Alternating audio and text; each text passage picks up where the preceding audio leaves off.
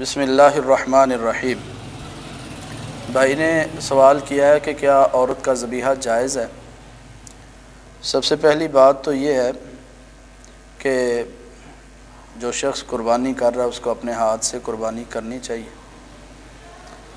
اپنے ہاتھ سے قربانی کرنا یہ اللہ کے رسول صلی اللہ علیہ وسلم کی سنت ہے۔ صحیح مسلم میں، ابو داؤد، مسند احمد میں روایت ملتی ہے۔ امی جان سیدہ عائشہ رضی اللہ تعالی عنہ بیان کرتی ہیں کہ رسول اللہ صلی اللہ علیہ وسلم کہتی ہیں اخذ الکبش، اللہ کے رسول صلی اللہ علیہ وسلم نے مینڈے کو پکڑا تو فأضجعہ، آپ نے اس مینڈے کو لٹا لیا، ثم ذبحہ، پھر اللہ کے رسول صلی اللہ علیہ وسلم نے اس کو ذبح کر دیا۔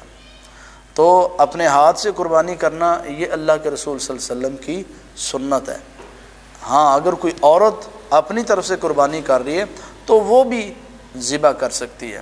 اللہ کے رسول صلی اللہ علیہ وسلم کی حدیث سے یہ بات ثابت، بلکہ صحیح بخاری میں ہے کہ سیدنا ابو موسیٰ اشعری رضی اللہ تعالیٰ عنہ وہ اپنی بیٹیوں کو حکم دیا کرتے تھے، امر موسیٰ بناتہ ان یضحین بایدیہن، کہ وہ اپنے جانوروں کو اپنے ہاتھ سے ذبح کریں، اپنے ہاتھ سے قربان کریں۔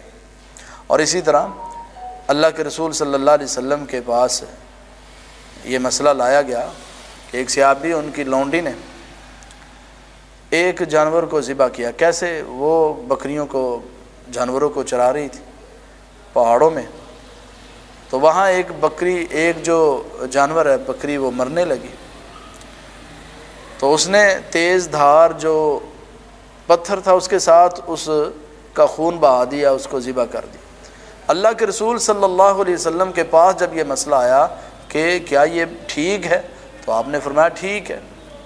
تو میرے بھائیوں، اگر کوئی خاتون اپنے ہاتھ سے جانور ذبح کرنا چاہتی ہے تو جائز عمل ہے، ٹھیک ہے، بلکہ کرنا چاہیے، اس میں کوئی قباحت نہیں ہے۔